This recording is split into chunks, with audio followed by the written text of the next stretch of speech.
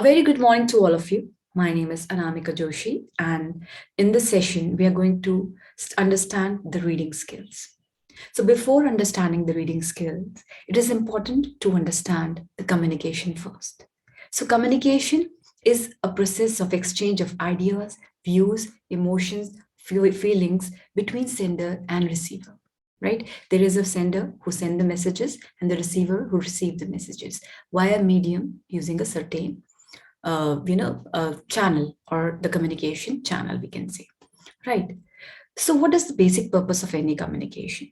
The basic purpose of any communication is to make the receiver understand the message in the same way the sender want him or her to understand, right? So this is the main and the basic purpose of any communication, right? So communication have four important components. We have listening, we have reading, writing, and speaking. These are the four components of communication. So out of these four, two are called the passive one. That is the listening and the reading.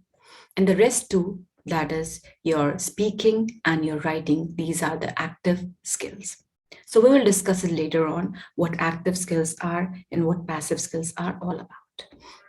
So in this session, we will understand what reading is, what is the purpose of reading, and what are the different styles of reading. So reading. Reading is not just a simple skill. We can say it is a mental exercise because you are using your mind while you're studying. As I said before, reading is a passive skills, or it is also known as the receptive skills. Why? Because in reading, the person who is reading a particular material, or I can say a passage in an article, that person is at the receiving end because the person is trying to understand the concept, and it is not producing something because that time you are using your mind to understand, interpret, inference a particular information. That is why reading is called a passive skills, or in other sense, we can also call it as a receptive skills because the receiver is at the receiving end, right? Reading is a good source of self-education. By self-education, we mean that the person can be competent and can become, up to date, can informed himself about all the news and knowledge by reading. So if you want to be a competent person, then you have to read and read more, because reading not just make you self-educated or updated, it also help you to be a good orator. So you can eventually develop a good oratory skills, because if you are good at reading, you will develop certain vocabularies, will understand the concept, so you will be able to write effectively and you will be able to speak effectively. So you can say reading, it also help you to enhance other skills as well. Reading enables the reader to turn writing into meaningful, as I said, because it helps you to improve your writing as well as your speaking skills. So the person who are good at reading, they will develop a good oratory skills as well. So reading is the four major language skills, and it is classified under the receptive skills because the person is at the receiving end. Reading is a learned behavior. When I'm saying learned behavior, because you are learning something, you're trying to inculcate something in you. You're reading something, so you're using different skills. Let's take an example, like you're going through a certain passage. So what your mind is doing, your mind is using your cognitive skills, that your judgmental skills. You're trying to use your analytical skills to understand a particular concept. You're trying to, get some inference, interpretation and inference out of that. So reading is a learned behavior because you learn something out of it. Although it is a passive activity, but it involves an active mind, right? Because you're enriching yourself with your knowledge and experience.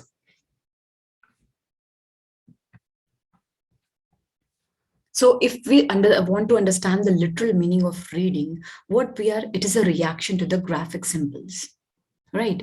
Reading aloud with meaningful sense groups Group pronunciation, proper pauses, and modulation of voice, that is intonation, can be only understood by the reader and the listener. So while you're reading, you have to understand as well. So if you are just reading for this, just for the sake of reading, and you're not understanding it, it is not considered as a reading skill. For reading skill, it should be backed up with understanding, means using your mind and inculcating all the concepts and understanding and finding out the inference of that particular passage or any reading material, right? So as I said, reading is a skill. So you can excel at, or to excel at, you should have certain things to consider so that you can become an efficient reader.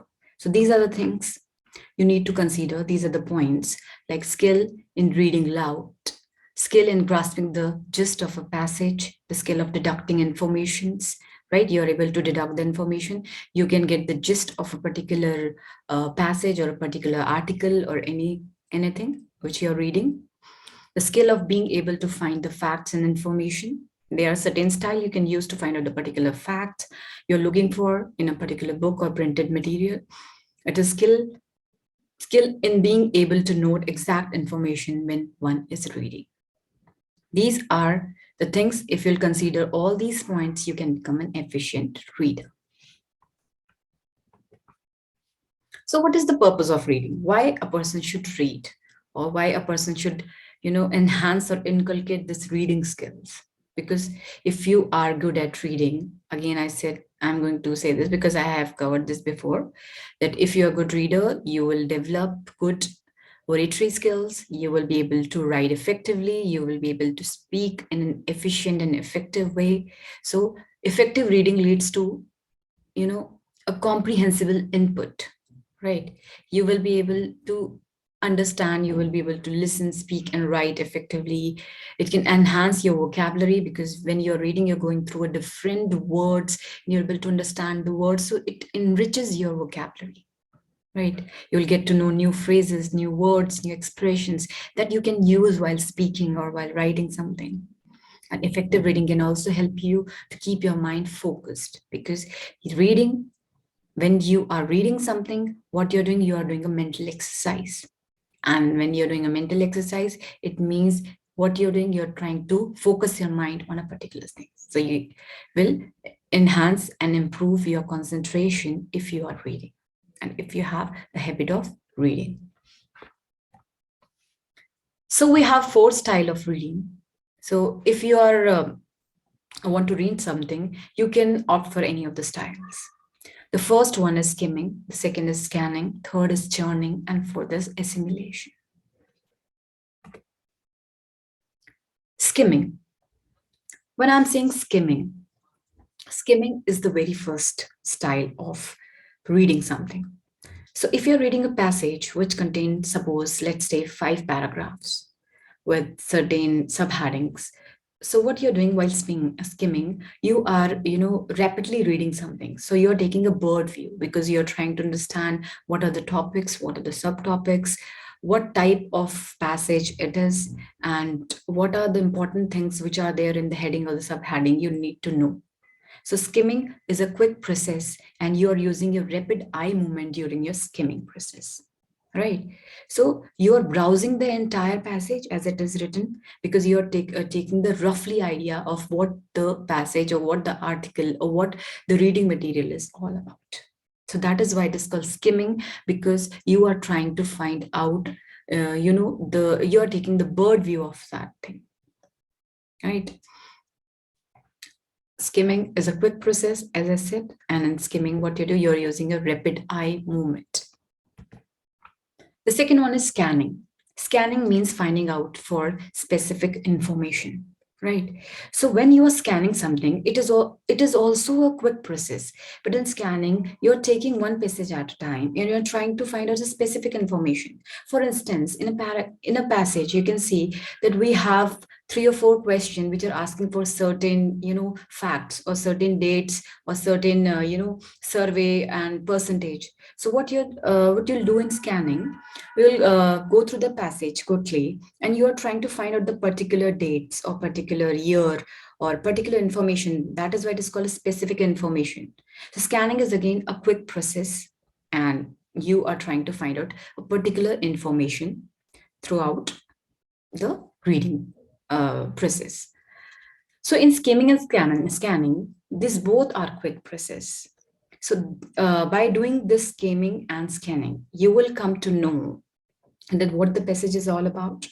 What are the who? What is the target audience? Like that target audience can be the passage can or the article can be for a general public. It can be for the professionals. So what and who is the target audience? What is the purpose of that particular reading material, article or passage? That can be like it is to inform something, it is to get you to know about a new concept, or it can be for to persuade you, right? So there are certain things.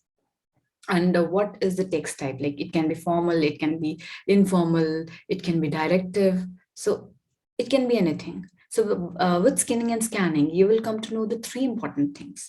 So what is, who is the audience, and what is the purpose, and what is the text type, right? And the third one, the third style is churning. Churning means interpretation and inference. Right? Churning means you are dividing the passages and you're trying to find out the insight of that particular passage. As I said, suppose we have a passage, we have 5 paragraphs. In the first paragraph, you're doing churning, you're understanding the first paragraph line by line, and you're trying to interpret it and finding out the inference. Interpretation means you're trying to understand it line by line. And inference means you are trying to, connect that thing, and you're trying to find out the conclusion. What is the conclusion of first passage? What is the conclusion of second passage?